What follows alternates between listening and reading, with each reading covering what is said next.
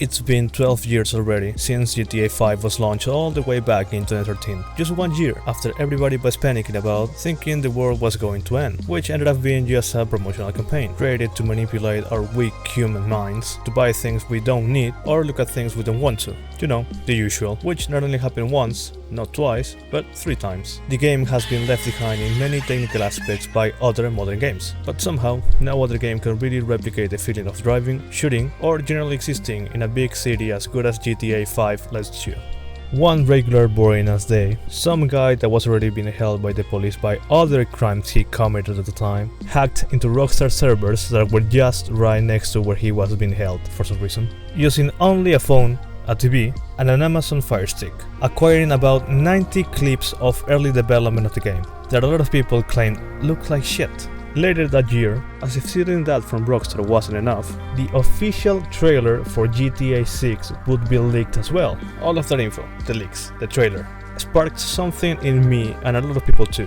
What new things would GTA 6 really bring? And how will GTA 6 improve the current GTA formula? Was all we could think about, and I still do, to be honest, because apart from that damn trailer more than a year ago, Rockstar hasn't said a single word regarding those 2 questions. So, what I want to do in this video is discuss all the things that make GTA 5 specifically, mentioning every aspect that makes it unique and how they help give you the experience only GTA can, because many games try to do it, but not a lot of them actually achieve it. Let's start from the very first thing you're exposed to in most GTA games, one of the core elements in the majority of games out there.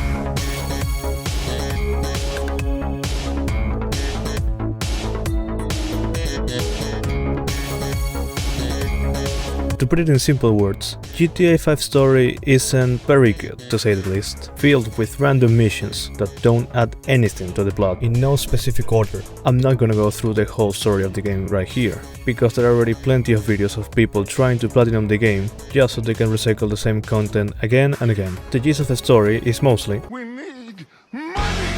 Honestly same. And in the background are these assholes from the government harassing the protagonist to do bullshit missions for them. Until, at the end of the game, the assholes ask Franklin to kill Trevor or Michael. Or, the ultra secret ending, killing the assholes. But they make it seem like it's something ultra complicated, when in reality the trio has been killing people all the game and getting away with it. The game is saved only by small moments that come with great voice acting, and acting in general, as the actors were not only voice acting but also using mocap suits while doing their performances, something that severely amps up the feeling of realism and general immersion when watching some of the cutscenes. What's up? Can a low come up in your crib? Man, fuck you. I'll see you at work. Oh, nigga, don't hate me cause I'm beautiful, nigga. Maybe if you got rid of that old yee-yee ass haircut you got, you get some bitches on your dick. Oh, better yet, maybe Tanisha will call your dog ass if she ever stop fucking with that brain surgeon, the lawyer she fucking with, nigga. What? Not only because of the genius that Lamar is, who makes cussing look like an art in itself, but also because it made several VTubers say the N-word like it was absolutely nothing. Nigga. Nigga. Another iconic scene being Oh, my N-word, huh? What's up, homie, huh? Oh. Oh. Is that how you act, huh, when a friend makes a mistake, huh? No, really? Man. Oh, no. what? Oh, so what? It's just me getting hurt? Is that funny? No, huh? man. Well, fuck you! this scene being completely improvised from the moment Trevor falls accidentally, as the actor, Stephen Ogg, actually tripped and fell while doing the recording, alongside Franklin's voice and mocap actor, Sean Fontana, whose laugh was pretty much real as well. There are plenty more scenes like those ones, but apart from them, I honestly don't remember practically nothing about the main story of the game. Another thing that doesn't help at all is how unlikable some of the characters are in general. Like, are you really telling me I'm supposed to feel excited about playing as Michael, a poor excuse of a father and a bigger excuse of a human being who is angry all the time, wanting to be left alone, but the moment he just gets angry about it? I'm just really confused. Please don't try to contact us and try not to get yourself killed. Amanda. Fuck. Or how about Trevor, who is an absolute fucking disgusting, manipulative, cannibal psychopath, who does whatever he wants without repercussions most of the time, like shooting in public or shooting people just because they looked at him the wrong way. And even despite all of that, he's much more likable than Michael, because of how funny, loyal and honest he is most of the times with people who treats him with respect. And finally, there's Franklin, probably one of the most sane out of the three, and the typical fool that got into the gang lifestyles, because what other choice did he have? A sentimental Lamar, one of the best characters in GTA history, kinda shares with them, and something that actually comes through later as he is shown being an owner of his own company with Lamar. Some people argue that the reason the story and the characters are so over the top, with his wacky personalities doing wacky shit all over Los Santos, is because, on its time, GTA 4's gritty and serious atmosphere wasn't really that well received. Which is kinda ironic when you have in mind that when the darker the content of any piece of media is, the dumber and funnier its community is.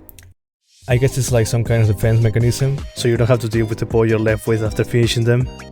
At least for me, GTA 4 brought a better protagonist and supporting characters overall. As many other people have pointed out already, Nico is just a great protagonist in every sense. They put it in a way that just describes it perfectly. He is just relatable in so many ways, because of how human he feels, having trauma tied to being a survivor of civil war back in his home country, Serbia. When the war came, I did bad things. And after the war, I thought nothing of doing bad things. I killed people, smuggled people, sold people. And you don't worry about your soul? After you walk into a village and you see 50 children all sitting neatly in a row against the church wall, each with their throats cut and their hands chopped off, you realize that the creature that could do this doesn't have a soul. He doesn't fear death, and it's mostly bothered when someone actually threatens him. Been a bad boy, Mr. Balkan. And the boss is not happy. Oh no, I shit my pants. Not yet, but you will. Who are you working for? My cousin, Roman. Don't be an idiot. That's not good enough. I'm gonna saw off your fucking arm. Speak! Okay. Your dad likes it up the ass. What do you want me to say, huh?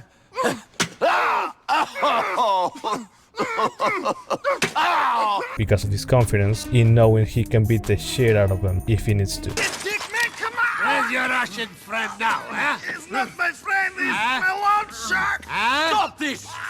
What of that? Who are you? Get out of here. What? Yes. What about you? Help me! Come on, Tupac! But, at the same time, he isn't just completely full of misery, he tries to steer away from the dark past and bad memories. The puns he makes throughout the story are surprisingly good for someone with such a horrible past. Making fun of dangerous people without a care in the world, making jokes to light up the mood, or just as a way to escape the awful reality that is living in New York. Sorry, living in a world of crime. Same thing, really. He even makes the jokes in fucking English. Being Serbian, do you have any idea how hard that is when English is not your first language? I'm literally doing it right now, and believe me, it isn't easy. So, you full of crap or what? What? Where's luxury condo? Where's sports car?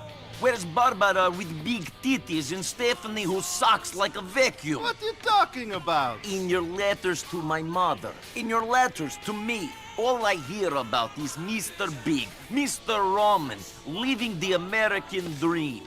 Sports cars, condos, women, money, the beach, opportunity.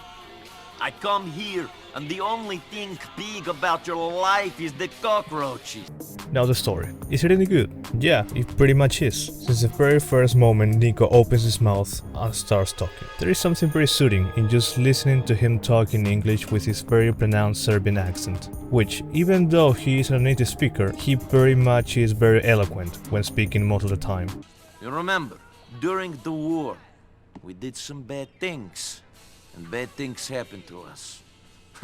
War is where the young and stupid are tricked by the old and bitter into killing each other. I was very young and very angry. Maybe that is no excuse. Roman? Roman! Are you sleeping, you fat fuck? Come on! The story has this decent pacing in which things occur, gradually escalating, naturally evolving due to Nico's actions and involvement in the mob, which, as you might already know, never ends up being good. Have you not seen Goodfellas? I'm an average nobody. Get to live the rest of my life like a schnook. He, on the contrary of the protagonist on GTA 5, hates the life of being a criminal, riddled with violence and backstabbing snakes. At the end of the game, paying the ultimate price for it. The game has two endings, depending on the choices you make. Refuse to make peace with Dmitri, Vlad's old business partner that had him killed because he was becoming too unpredictable, or make peace with him and forgive him for everything he has done. Either option you choose ends up with someone Nico loves getting killed, either his girlfriend, Alright, yes, okay. There we go. Okay, yes, we are married. Okay. Come here,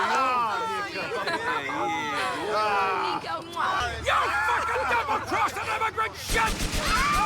Get on.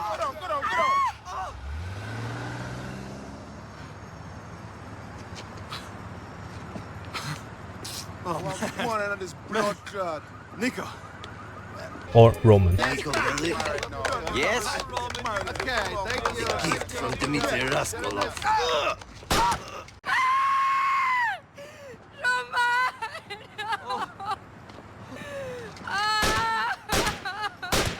Showing again in its most brutal way what Nico was most scared about, the idea he hated the most, becoming a reality. Now, having mentioned both stories briefly, having discussed the protagonists of the most influential GTAs, I know there is GTA San Andreas, Vice City, and all the others, but if I start talking about each one, the video will last 3 hours. I'm trying to create my first video, man, not a 4-hour retrospective. I can't stop wondering how the story of GTA 6 will be, and unfortunately, we don't have a lot to theorize about because Rockstar just refuses to release Trailer 2 by this point in time. Or can we? You see, as any other GTA fan with too much free time in his hands, I obviously watched the first trailer so much that probably 2 million of those 200 millions or something views might be mine. And naturally, the bulk of the song that Rockstar chose for the trailer went directly into my playlist. Love is a Long Road by Tom Petty, a song that if you put it side by side with what's shown in the trailer, the things the protagonists say to each other, it starts to make a lot of sense why they chose that specific song. Let's analyze the song a bit. I obviously can't play the real song for very obvious reasons, so bear with me a little bit. The part of the song that goes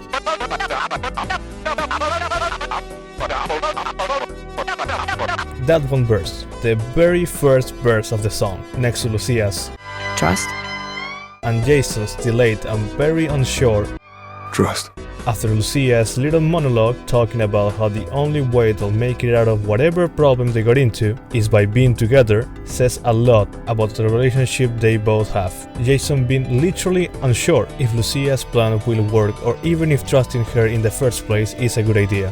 But who really knows how the story will develop? They probably changed a million things since the very first trailer was released. But wait a second, who the fuck is Lucia? A female protagonist in the GTA series? Get out! Now don't get me wrong, I absolutely love the idea of having a female protagonist on GTA. And I kid you not, a couple of weeks before the first leak happened, I was discussing with a friend why there weren't any female protagonists in GTA. He ended up saying that because it's very hard for women to get into the criminal empire, as if it is mostly a world conformed by men. It is not because there are not enough dangerous and crazy women around, that's for sure. I genuinely find the idea of having her as the main protagonist of the story, alongside Jason, a really exciting thing for the GTA franchise, and that's because I want to see how are they gonna write her character in general, because I don't know if you've noticed, but the previous women shown in GTA history are, to put it mildly, a bunch of annoying, whiny assholes. You're such a fucking dictator! Why the fuck not? He is not staying the night. He's a bum. I don't even know why you are with him. Also, I'm just gonna go and say it, she's really hot. And I can say that I'm from South America, trust me. One last thing on the she's hot topic. When that clothing stores are available all around the city pop-up appears on the top of the screen, people are just gonna delete 10,000 years of human evolution, man, I'm telling you. When I first played GTA 5, I wasn't really comparing it to anything else at the time. It's not like I was thinking, this game does this better, or why didn't they add that, etc. And I still thought the game was very mid, and that's because back in 2013, the game was sold as this super big open world in which you could do a lot of things. Various features were shown, destructible buildings for example, something that's used only in specific missions and in very little bits. But in reality, those activities were so meaningless. And don't even mention hanging out with your friends, something that has been mind-numbingly boring since the first edition of the feature, except for a few characters such as Little Jacob in GTA 4, which literally puts the cause of the problem in the spotlight. The characters just don't make me wanna learn more about them. Either they are not interesting enough, or they are obnoxious to be around. Something that didn't happen at all in Cyberpunk 2077, in which I wished I could have had the opportunity to know even more about all of the characters that the game lets you. Big, Jackie, Evelyn, Panam, Misty, Songbird, and oh my fucking god. Aurore Cassel. And that boy is my brother, Emmerich. Whoa. What in the fuck?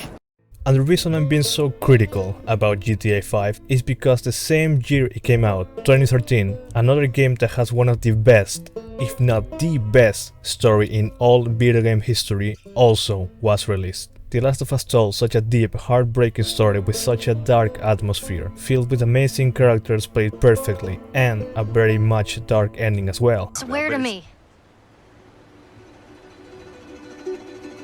Swear to me that everything that you said about the Fireflies is true. I swear.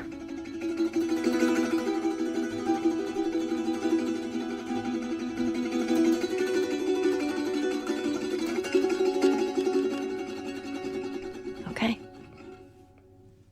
Something that could only have been done with video games at its medium. And don't get me wrong, I'm not trying to say they have to go as dark as in The Last of Us in terms of story, but it's genuinely surprising how they both came at the same time, but one of the two has such a boring and forgettable story. And to be honest, most of the mechanics are just way better in comparison, like shooting, stealth, melee, etc.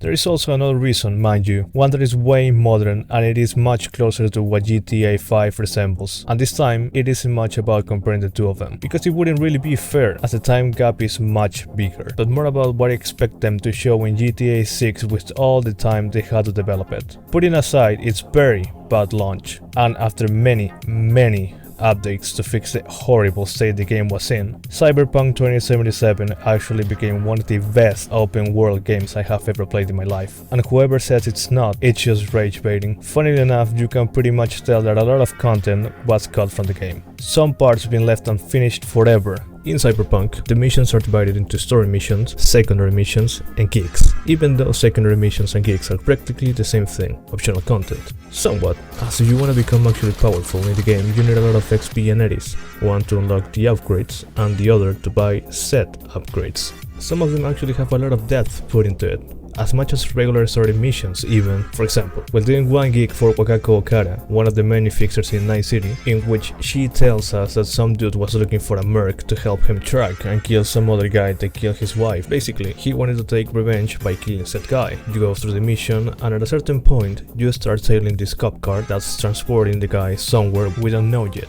After a while, the cop car stops, and the cop confronts us. The client gets fucking nervous and pulls out his fucking gun. Naturally, the cop obviously shoots him after he just doesn't comply with him. After that, the guy inside of the car, the target from the mission, comes out of it and asks us to come with him to wherever they were going. During the car ride, he tells us that he had killed someone that was very important to the client. You know, the one we just left lying on the floor a few minutes ago. But he also tells us that that wasn't the only person he has killed in the past, and that he has killed a lot more people. He confesses that he has changed, that he had an epiphany while behind bars, and that he turned to God. After that, the mission gets more complex, in which some woman is trying to get him to film some documentary, where he gets crucified for views and nothing else. Truly I say to you, today you will be with me in paradise.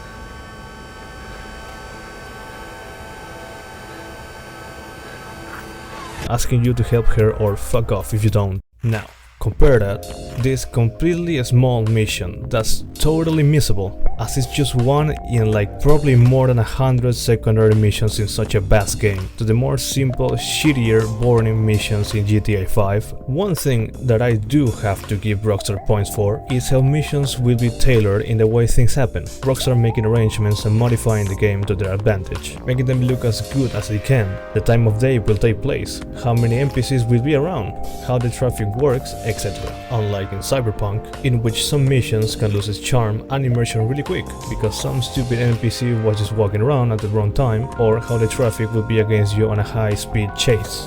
For example, the chase at the beginning of the game with Jackie, and the chase when you escape with Rogue from the afterlife, which don't even feel like chases to begin with, as you're going 8 km per hour.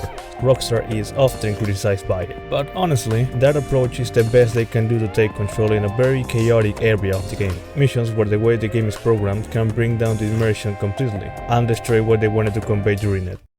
Everybody knows that if you want a good, open-world game with thick and smooth driving mechanics, you only have one alternative: GTA.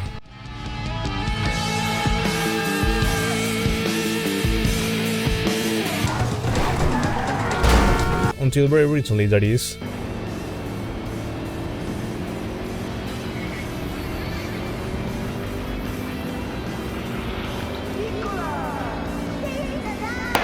Well, there were other alternatives, but that franchise quite literally tripped all on its own and broke its own neck while walking at a slow pace in an empty park. Even though GTA had some serious competitions in the open world driving around and just chilling game department, just the overall feeling of looking at the shining lights pass by, the people walking on the streets, at least for me, no other game feels quite as natural, comfy even, to just drive around. There is always something uncanny in other games, as if you could tell something is off, the city being full of people but feeling so empty at the same time. Now, let's back up a little bit to talk about a practically immortal source of debate on the internet, the driving in GTA 4 and 5. To be honest, after playing a lot of both games, I just wish there was this perfect mix between the two of them, and that's because driving in GTA 4 feels absolutely horrible sometimes. But it does have its moments, which feel very rewarding once you master the driving in that game, while the driving in GTA 5 is much easier, arcadey and fun. Kinda because sometimes you just feel like the car isn't even, a car. This very much heavy form of transportation, no matter how lightweight you try to make it, and most often than not, ends up feeling like a Hot Wheels toy car without any real grip to the road, sliding uncontrollably all over the place and flying like a piece of styrofoam once it bumps with a small rock on the road.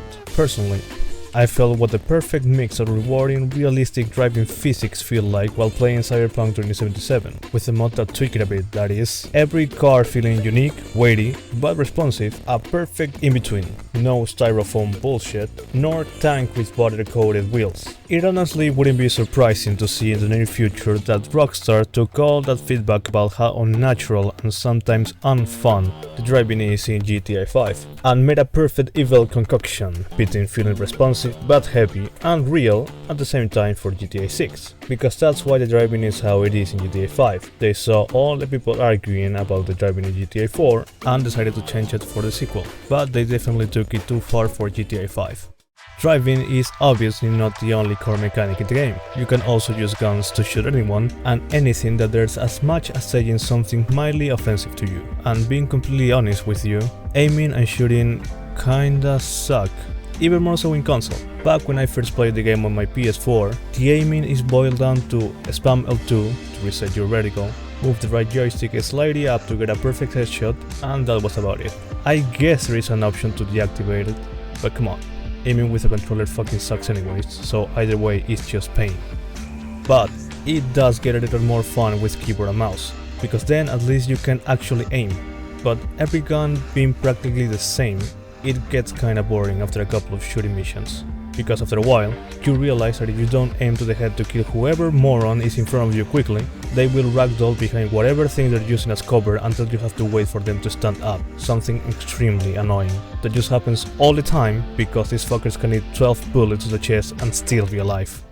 Now you can really see how Rockstar has learned about past mistakes and improved vastly in this area. After all, Red Dead Redemption 2 and the gunplay is probably one of the best there is out there for a third-person open-world game that focuses a lot in that. It wouldn't be a good outlaw simulator if the guns didn't feel good to shoot, sound good, and portray that punch a gun should always have.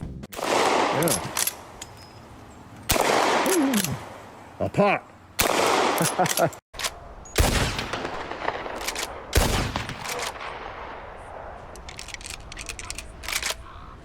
It would actually be amazing if they used that gunplay knowledge they already have and applied it to GTA 6, using modern weapons making the combat more dynamic. Adding simple stuff like quick weapon swapping through hotkeys, something that feels absolutely incredible in Red Dead Redemption 2.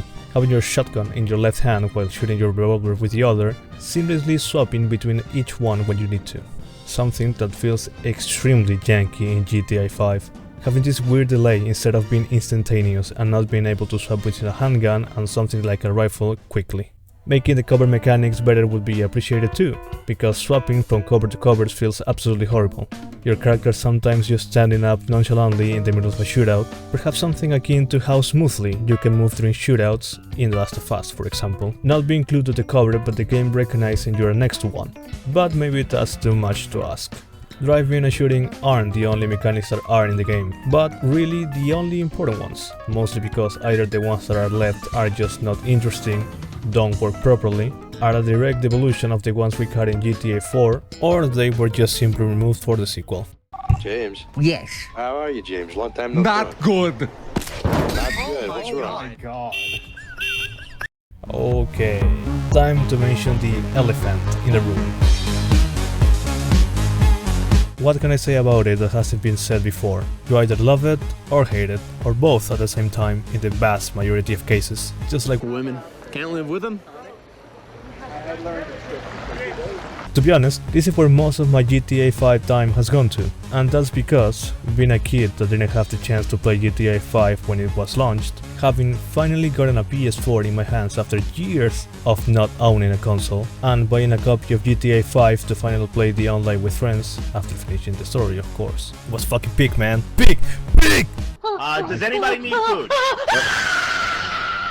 It wasn't like any other thing that I had experienced before. Getting to play GTA, but with friends, robbing stores, racing, being mischievous around the city and getting to do heists later on was the most fun I've had in an online game since forever. You know, before I got a PC and played better online games. Heavy emphasis on the better. Shit, I should keep that. For most people, the experience was the same, and I can say that with complete confidence, because it was thanks to them that I could experience the game before I could play it by myself. But putting the good memories behind, something I didn't really notice was how bad GTA Online was when it first started, almost dying a couple of times because Rockstar didn't really know what to do with it. They hadn't cracked the code just yet. You see, the story of GTA Online goes way back than just a little online project that was the one in 4. Because yeah, that was pretty impressive, but you notice how they just put it out there and practically let it die little soon after. They just knew they couldn't really make something big with what GTA 4 was at the time. Some theorized that maybe it was the city, because if you compare how Los Santos allowed GTA Online to expand, allowing you to drive your car around more, buying businesses and much more. Now compare it to Liberty City, you can start to see why people would think that. Also, if GTA 5's gameplay is severely hindering what can and cannot be added to online by now, just imagine how bad it was for GTA 4. But that wasn't the only time they were trying online stuff. It actually goes way back to GTA Vice City Stories. Yeah, apparently that old PSP game had an online. I can tell you all about it because I really didn't get to play it, as I didn't even have friends that had a PSP to play with them, or you know, friends in general. But for what I could watch of it, it was pretty bad. I mean, like, did you really expect a lot from the multiplayer GTA from the fucking PSP? After that came Red Dead Redemption Online, the one from the first game, which was miles better than the current one. But I don't really need to clarify that, do I? At that time, they knew they had something in their hands. Some things clicked more, people were enjoying the online formula that they were cooking more and more, and Rockstar was taking notes, learning. And also stealing ideas from others, because during that era, something was still very much popular. because of its freedom, originality, and the sense of community it gave you when you played it. SAMP, or San Andreas Multiplayer, was this mod created by the community that allowed players from all over the world to play GTA San Andreas online, joining different servers in which you could RP, race, and other things. Basically, SAMP worked so GTA Online could run, or lightly jog at the least, because even after all that, having the perfect formula right in front of their greedy faces, they still made a lot of mistakes anyways, but we will talk more about it in just a bit.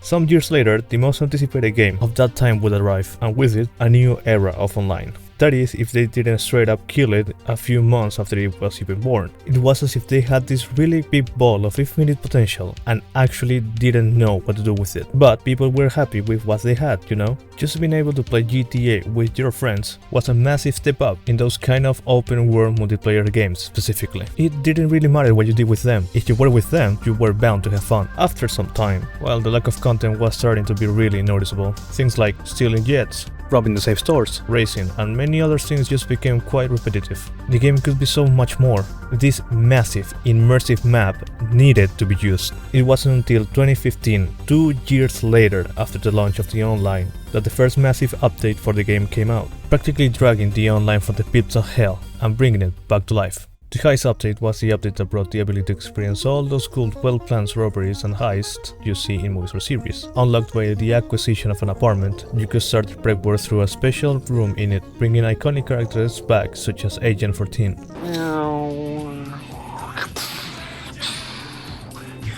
And Trevor as well. Welcome aboard.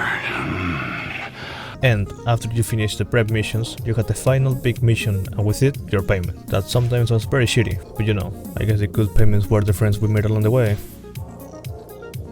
A little bit later, they added this sort of mini story mode in which you were asked by Lamar to take care of some errands, as usual, to get him to the top of the gangster chain, or something. I actually don't remember, it's been a really long time since I've played them, but they were really fun. I'm very short too, unfortunately. And at the end of it, it ends with somewhat of a cliffhanger, something that happens a lot with most of the updates, either ending in one, or just never expanding on it.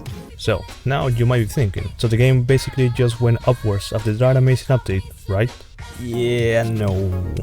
After that update, this small indie company called Rockstar just launched a couple more small updates that added some guns, some cars, some game modes that absolutely nobody gives a shit about even until this day, as races are the only big important game mode. Shocker. And that was about it for 2015, and well, they've been doing that since then, keeping some small updates, some big ones, but updates were fairly consistent throughout the years. Updates like import and export, allowing you to steal vehicles, hoard them, and sell them for profit later. The gun running update that added the bunker as a business, one of the most profitable businesses in the whole game. The bikers update, one of, if not the most important update in the game, which added this massive amount of businesses to the game. White Stuff business, Devil's Lettuce business, the Walter White Special business, and much more. All of these businesses purchasable through the Motorcycle Club, the Doomsday Heist, a heist in which you quite literally have to save the world from total collapse, preventing a rogue AI to take control of the whole world. This is somewhat where things were starting to get out of control, I think, going from regular ass gang stuff missions to flying cars, railguns, flying bikes, and other bullshit. Concha p de tu madre! The After Hours update, which allowed the purchase of a nightclub to mix all the other businesses from the Bikers update and make even more profit out of them. The legendary Diamond and Casino Heist update. It took them 6 years to make a heist about the most common trope for heist movies in the whole history. This is, in my opinion, the heaviest proof of how stupid Rockstar is in making updates. And, of course, the most important heist of all of the heists that were added to GTA Online. The one that was supposed to mark a before and after in terms of quality, freedom, and general fun of doing heists. The Cayo Perico heist. The heist featured the island of El Rubio, not to be confused with El Rubius, although they're equally weird. El Rubio being, why am I pronouncing it like that? I know how to speak Spanish. El Rubio some rich idiotic drug lord from Colombia who was going to get robbed again and again and again by every single person in Los Santos. That is until Rockstar decided to nerf the fucking heist like 5 times and absolutely destroy it. Nerfing cooldown times, nerfing payouts, making the guards have fucking clairvoyance and being able to detect your exact position after finding some idiot's dead body because there is absolutely no way to hide the bodies, because stealth mechanics in the game are practically non-existent. So either you don't kill anybody or you could only kill 2 of them that were guaranteed to never be found, making one of the most unique and fun heists in online history just one of the bunch. And that changes. The guards can now spot bodies and they'll alert the entire compound if they do. You'll see right here the Juggernaut is going to walk up to the dead guy and instantly triangulate my location even though I killed him like 5 minutes ago because GTA stealth, am I right? This also happens outside the compound. Bodies will get spotted by guards and the alarms will go off. It's not exclusive to just inside the compound. Just want to clarify that. Now, this change doesn't really do much if you're a solo player because you don't really have to kill anyone if you're... And don't worry, between these great updates there were these shitty, small, meaningless updates to create contrast. To remind you that Rockstar can, but won't make good decisions. Something that wasn't really mentioned before, that was added with the Night Hours update, was the Oppressor MK2. The vehicle that haunted every single player that just wanted to have a good time since 2015 onwards.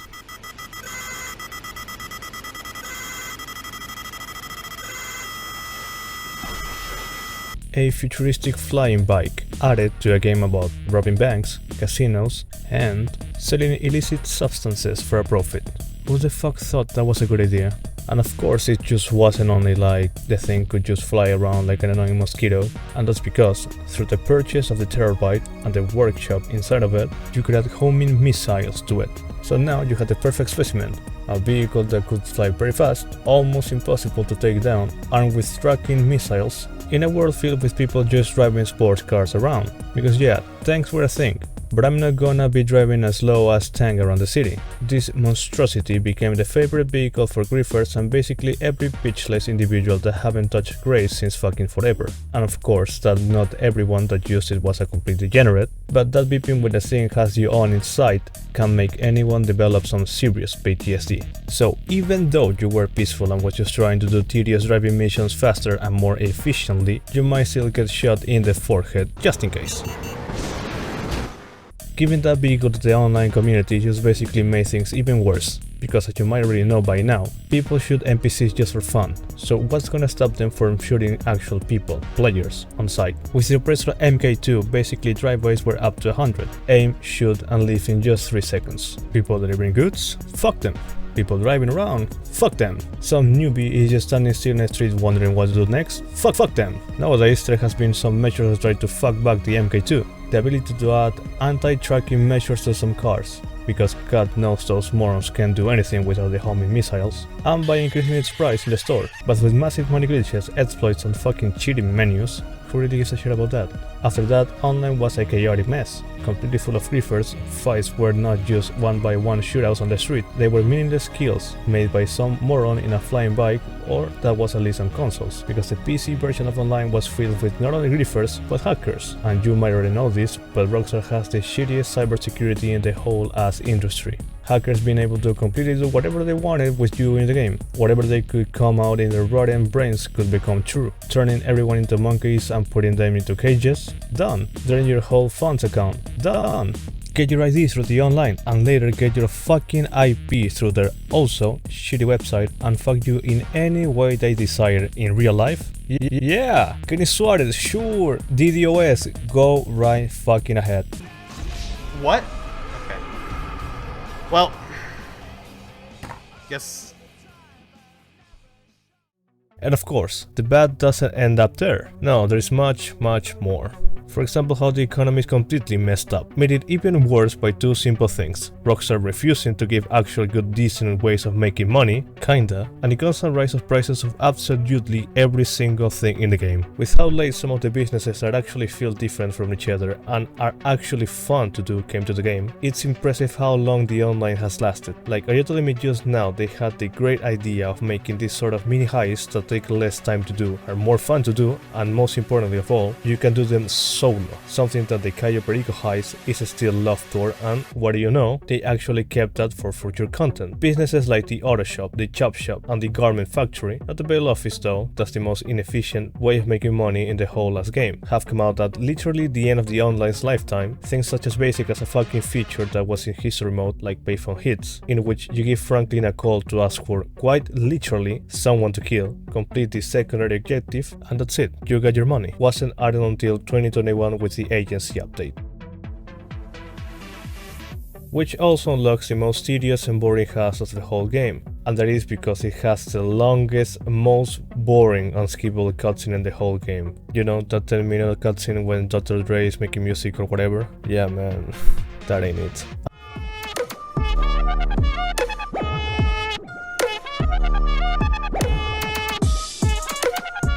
And the worst part of it is that Rockstar even said that they were gonna expand on the idea of bringing famous celebrities to build onto that idea of completing contracts for them, but no, only Dr. Dre. And even after all that, all the hours of grinding, boring, selling missions, what can you buy with all that cash? You must be a billionaire by that point, right? Yeah, no, you can probably buy one car, and that isn't even having in mind all the upgrades you have to put in it afterwards. You can clearly see Rockstar falling lower and lower every single year, being less and less open to share with their own community, making greedy decisions all the time, and obviously, that isn't even their fault. After all, they don't have a voice in what they do anymore because of the corpos that are breathing down their necks constantly. You know, the big greedy companies that basically owns 3/4 of the world. So, imagine the surprise when they actually add quality of life changes and just overall good stuff into their 12-year-old online game mode. Things like adding a quick way to use heals and bulletproof vests through the gun wheel. I don't really understand this one, as in, it's still very awkward to pull off. Why don't you just give us a keybind for it? Probably to prevent heal spamming in gunfights or something. Seeing the work of a modder as an example that loading times can be improved using, you know, modern technology, and actually buying his idea and implementing it into the game. I'm surprised they didn't just sue him, really. Being realistic, the guy is probably dead by now, with all the drama and beef they've been having with modders recently. The recent addition in 2022 of the Acid Lab, a clear example of how businesses should have been from the very start. Highly interactive, fast producing, and easy to sell product with a decent payout. You can even make the creation of the product faster by interacting with some weird thing with chemicals inside of the Acid Lab truck. This is by far the best business in the whole game, full of personality and just fun overall. The addition of Stash House's locations and Geralt will ask you to raid, and if you're successful, he'll give you a free supply cache for any of your businesses, filling it completely. Why the hell couldn't this be added before? Like, just a couple months before that, there were people actually making arguments that it was better to just buy the supplies instead of working for them. Oh my fucking god. Those are the really good changes and general content that was added fairly recently, that I can recall from the back of my head. There are few, but I gotta admit, they are really good ones. The weird kinda different content thing doesn't really end there, but that's related to another big thing. If you haven't been living under a rock the past couple of years and were into watching streamers, you know, the real ones, the ones that don't get naked in front of 14-year-olds and get donations for it, the ones that actually do interesting stuff to entertain people, you might have heard of this thing called GTA Roleplay. Basically what SMP was back in the day, but made even better by modern mechanics and graphics. It became quite popular and still kinda is. You could see dozens of streamers create a new character, a story, and just roleplay cool and interesting scenarios. Well, Rockstar noticed that too, more like Take-Two did, of course, and bought CFX.RE, the owners and creators of FiveM, the launcher that allowed people to play GTA RP. A year after that, Rockstar added little roleplay jobs to GTA Online, things like being a taxi driver, a delivery pizza guy, to test the waters about how well role-playing aspects would be received in the game. And I gotta say, for a game where you can rob banks, casinos, and be in a drug lord, these additions to games are fucking stupid, but all of this just makes you think how the future online of GTA 6 will be. Will they add cool role-playing mechanics to it, improving the shitty whole lobby can hear you all the time voice chat that's in the game right now, allowing people to create their own scenarios in a more dynamic way, giving them the tools to create their own heists and stuff? Who knows? The online mode of GTA 5 is a complicated mess, filled with bad gameplay design choices, such as the awful police AI, that is exactly the same one from the story mode, and it's nothing like the good old police AI in GTA 4, in which you could realistically escape from by driving out of the search area, while they constantly perform IRL moves to stop criminals in cars. And on the other hand, the AI for the police in GTA 5 knows where you are all the time can spawn right in front of you and right in front of where you want to go next. Here, it's about breaking line of sight with the cops and staying out of their cone of vision long enough for them to call off the search. On paper, this should theoretically make it easier to deal with them, but in practice, not so much, as their AI seems programmed to just lock on to wherever you're hiding, often searching and closing in on your position despite the fact they couldn't have seen you enter that area. Not even giving you a chance to do cool hiding moments like in the movies, in which you could go to a parking lot that's several stories high and wait for them to lose you. No. You can do that because even though none of them saw you for a while and realistically none of them would have had a clue on where you are at the moment, they actually do. And they will enter the parking lot and fuck you up with their perfect accuracy. Something that transitions into yet another bad game design choice. How the NPCs have perfect aim all the time, even when firing from behind cover. Bulletproof vest? What the fuck even is that? I sure as hell don't know, because the one I had was melted by some crackhead that apparently had 20 years of military training previously, who's got fucking chlorofied bullets loaded into his shitty junk gun that hit for fucking 70% of my health, hitting me right in the center of my freaking head from behind cover from 30 meters away from me.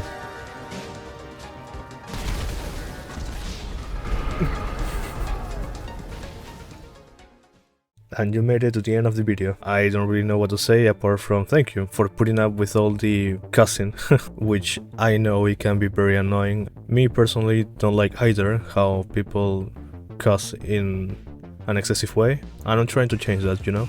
It's just, unfortunately, the way I talk on a regular basis. I don't do it as much as the creator from Hazbin Hotel, I think it was called. Yeah, that is just weird. I also wanted to apologize because of the bad mic quality and all of the mistakes that someone that's learning how to edit as it goes can make. Because yeah, it wasn't really that hard. It was very fun actually. So yeah, I hopefully will get better in the future. Also, I didn't think that all that emphasis that other YouTubers made in forcing people to subscribe and leave a like, because it's very annoying. I don't think I have once subscribed or left a like in a video that asked me for it. I mean, it's just annoying. Why the fuck would you do that? And but as it turns out, it really helps channels to grow, so I want to ask you to subscribe and leave a like. Not if you don't want to, of course, but most importantly, if you can, leave a comment, because I think comments are the most important parts of any video. Somewhat because it's fun to read them while you watch the video, and because I like to know what people think about the content that either I'm watching or the one I'm making right now. Do whichever you want, only if you want, but if you can, leave a comment. And apart from all that, there isn't a lot much to say. Apologize for my bad English throughout the whole video, because as you can tell, English is not my first language, which doesn't say a lot because I cannot even speak very well my own language. Also, I want to keep my videos more personal in a sense, like someone telling a story to a friend instead of like those videos that are overly edited, I don't know how to say it, that are very annoying to watch, to be honest, because they throw things at you and you haven't digested what you saw 2 seconds ago, and they just keep throwing stuff at you, and it's very annoying. I'm planning on making more videos about other games like Helldivers, a short one really, a small rant, or whatever other game I have on my library on Steam, and maybe a video about video games, online and loneliness perhaps. And yeah, that's pretty much it. Thank you for watching the video, and I hope to see you in the next one.